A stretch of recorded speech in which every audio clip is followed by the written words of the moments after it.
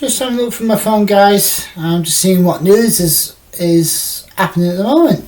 Give me 2 seconds, I'll be right with you. What? You guys seeing this, right?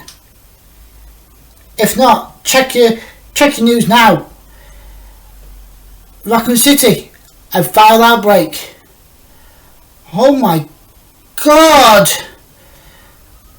Death toll in the thousands. Genetic mutants running around.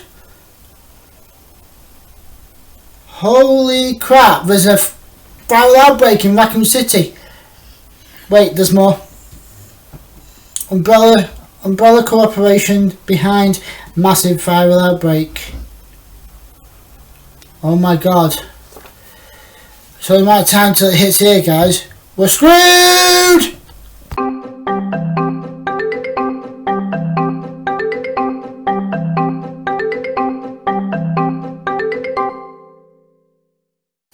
Hello everybody, Media Maniac Gaming here, the YouTube channel for video game reviews, hints, cheats, tips and so much more. And today I'm honouring a very special subscriber request to review a video game for you guys. And as you guys may have seen the thumbnail, and if you have seen the thumbnail, and those of you who have seen the thumbnail, you know what it is. So without further ado, let's get into the game review today for you guys, and that is Resident Evil 2 Remake on the PlayStation 4. Now, Resident Evil 2 on the PlayStation 4 is from Capcom, a major company that has had success in a lot of video games in the past and are still doing video games to this day. The likes of Mega Man, Devil May Cry, Marvel vs. Capcom, are just to name a couple of those franchises. There's many more, but I'm not going to go into detail about all of them because I would be here going through them all day. Now anyway, let's get a little bit more into the review, and then we're going to go over in topics. I'm going to go over gaming, I'm going to go over graphics, sound and overall experience of the game, and I'm going to go bit by bit, category by category. Now first of all, the thing I want to talk about the most is the visuals on the game. The visuals on this game for a PlayStation 4 are brilliant. Very well done, very high standard as a PlayStation 4 game should be.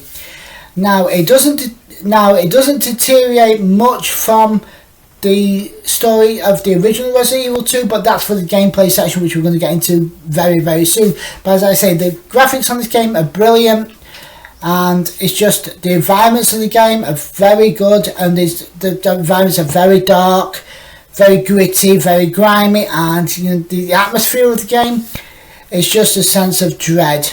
If you play Resident Evil 2 on PlayStation 1, you know what I mean.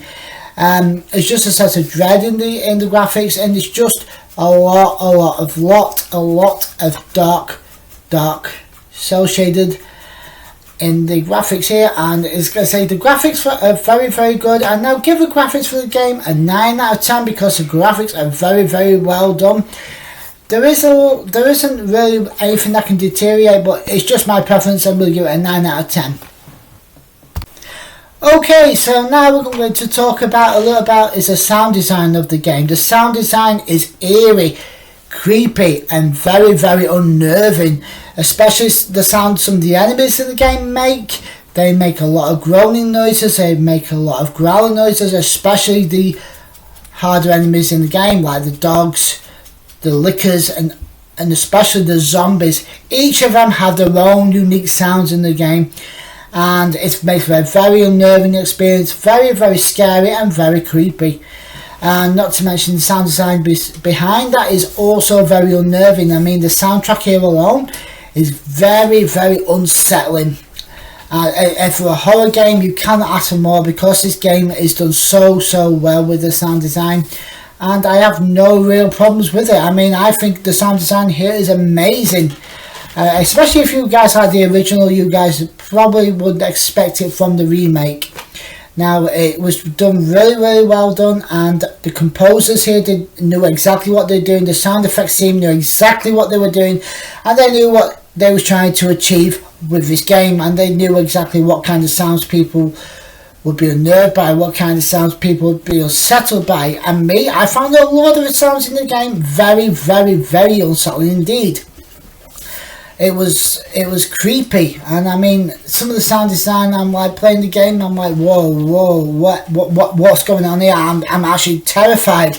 I think that is very, very well done to the sound design team. I think it was very good, very creepy, and very, very scary.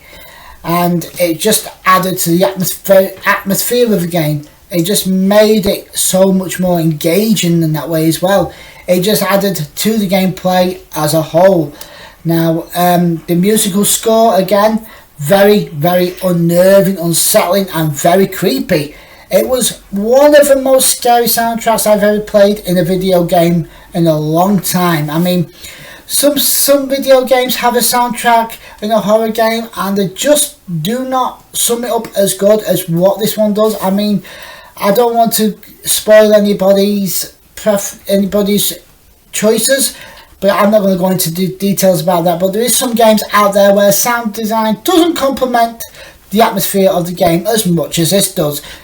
As I say, very creepy, very unsettling, and very, very, very scary. And now I'm going to get into the meat and potatoes of the game, and that is the gameplay itself. Now, the gameplay here is really well done, very fast paced and very action packed.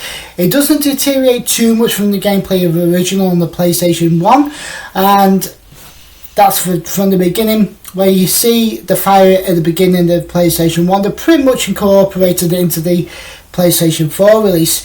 The gameplay here on the PlayStation 4 is fast paced, smooth, fluent, all that good stuff as a game is supposed to be when you're playing on the PlayStation 4, right?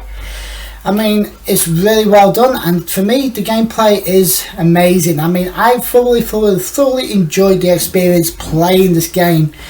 I mean, it was well done, and for me, it just adds to the experience, the overall experience, of the enjoyment of the game. I mean, if the gameplay isn't there in the game, you're not going to enjoy the game, right? I mean, some games you've got fantastic visual, sound and everything else, but the gameplay lacks. There's a few I can name, but I'm not going to name. But the gameplay here, as I said, really well done. Plus, it's engaging, it's enthralling, the aesthetics are there.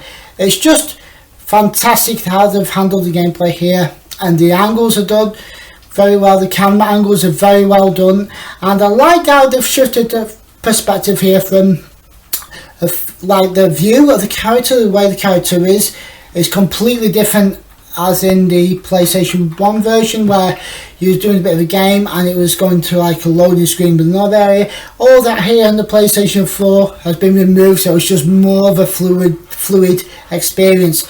It's just more fluid, and the movements of the characters are really well done, and that just makes the gameplay for me much more engaging and much more entertaining and hell of a lot of fun to play.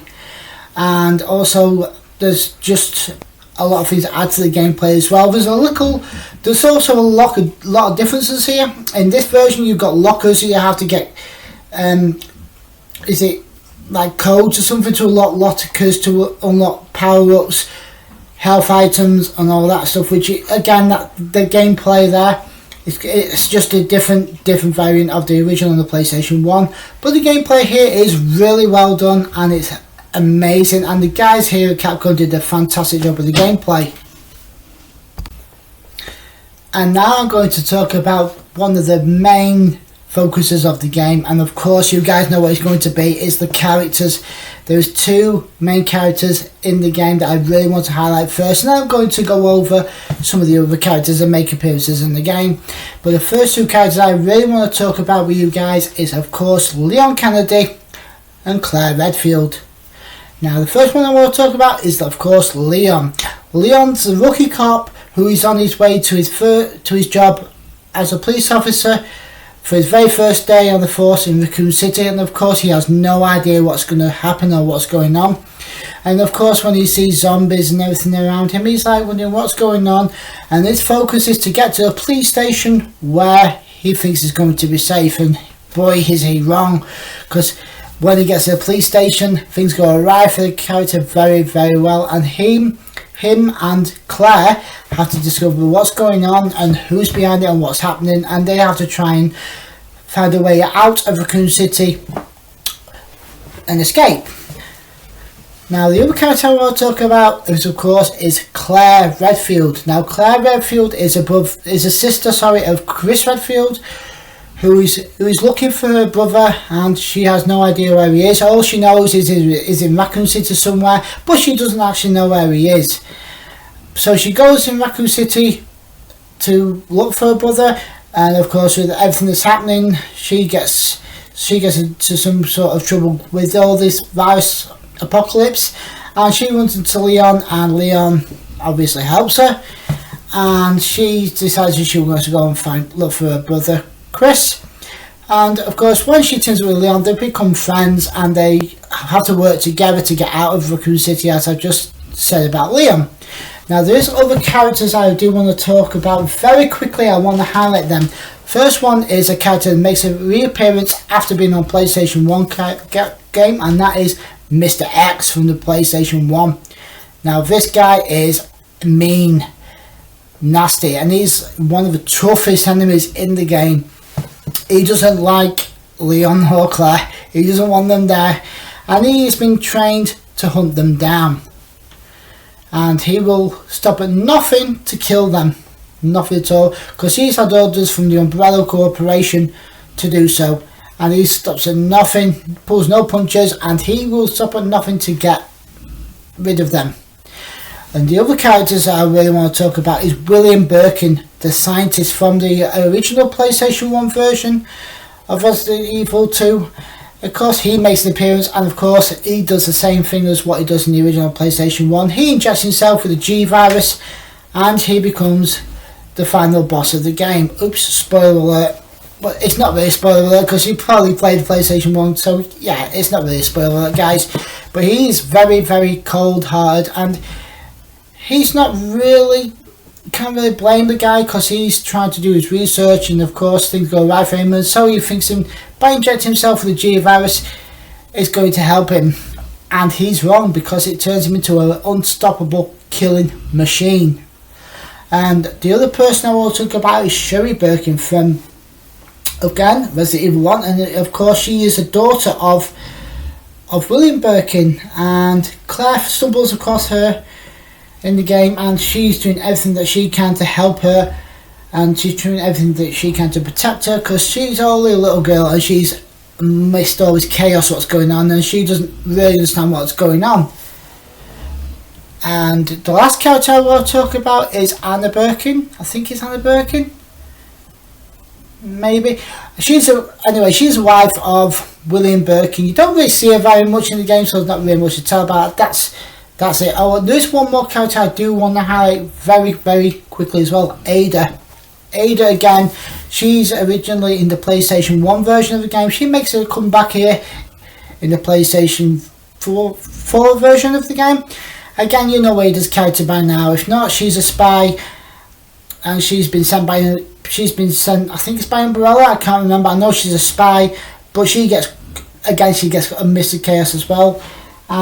You'd have to play the game to understand a little bit more about it, but I'm not going into too much detail about it in case you guys haven't played the game yet. Anyway, that's the characters in a nutshell. And of course we cannot mention the protagonist of the game without mentioning the antagonist of the game. And I'm pretty sure you guys all know who the antagonists of Resident Evil are. If not, then where have you been? Of course the antagonist is the Umbrella Corporation. Now Umbrella are the ones responsible for everything that is happening in the game. They're responsible for the zombie outbreak.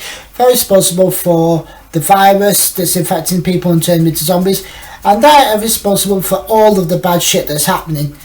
And, you know, they are bad. And they are the most evil corporation in the game. The only thing they're interested in is money. They don't care who gets hurt in the process. They don't care who gets killed in the process. They are just a real bunch of unbelievably maniacal characters. And I mean, there is a lot of antagonists in the game. Albert Wesker, now he is such a badass, and he's such the main antagonist of the Resident Evil franchise in general. Now he is not somebody you want to mess with. He is such an evil character, and he just works for Umbrella Corporation. He is under orders from the higher ups, of course. Now, Umbrella Corporation, they are in a lot of Resident Evil games, but I couldn't not mention them here in this review. Come on, guys. Yeah, as I say, Umbrella Corporation are greedy, power hungry, and they don't care who gets hurt in the process, but they are the main antagonists of the game. And of course they just don't care. I just wanted to highlight them and just say that they are the main antagonists of the game. They're responsible for T-Virus, responsible for the G-Virus, and when all this outbreak happens, then they're just nowhere to be seen. They kind of like flee the scene. And now, guys, I'm going to go into the final portion of the video, but before I get into that, I want to go a little bit into the replayability aspect of the game. The replayability of any aspect of this game is there. You can go back and get platinum trophies, you can go back and get trophies that you may have missed, and of course you can play campaigns over and over again if you wish to do so. You can do. There's also modes you get once you beat the game that you can actually go back and play. I'm not going to say what modes they are, because you guys will have to play the game for yourselves if you haven't already, but those of you who have played the game know exactly what I'm talking about. And also there is an online mode for this game. You can do stuff online. I've not played the game online myself, but I'm pretty sure some of you guys may have played the game online, so you guys may know a little bit more about that than what I do. So yeah, as I said, there's a lot more here than there's just the main story, the main campaign. There's a hell of a lot to do once you beat the game. And of course the replayability, it might not be for everybody, but I would like to go back and replay the game, and I would like to unlock the other things that I can do in the future. And I may do an update on this video at a later time if I do that as well. Now, I just want to go on to one more thing before I get to the outro, and that's my overall thoughts of the game. Now, my overall thoughts of the game, I really enjoyed the game, really enjoyed the story, really enjoyed the characters, really enjoyed the replayability, and really enjoyed everything about the game has to offer. The sound, the graphics, and all that good stuff. It is all here, in the nice little package of a PlayStation 4 game. Now, I haven't played the Resident Evil 3 remake yet, but I plan on playing that very soon, and I've not played the Resident Evil 4 remake. Again, I will be planning on playing that very soon once I have that game. I do not have it at the moment, but stick around because I will be doing a review of that game once I do have it and I've actually played through the game. Now, overall thoughts, as I said, of the game, really happy with it. Fantastic game, fantastic story, and if you love the original on the PlayStation 1, you have no reason not to play the remake on the PlayStation 4, because it is very well done, and it's Capcom at its best. For me, it is Capcom at its best, and they've just produced a stellar game here. Now, and keep it locked, because on Sunday I'm going to be providing you guys with another video game review. And I'm going to do something for the Nintendo Wii this time. I'm not saying what it is, but it will be coming your way to the channel this Sunday. Anyway, guys, I hope you like this video. Please, if you do like the video, leave a like. Be sure to subscribe if you wish to be a part of the crew. And I'll hopefully see you guys on the next video. And all that good stuff. And then, until then, peace, YouTube.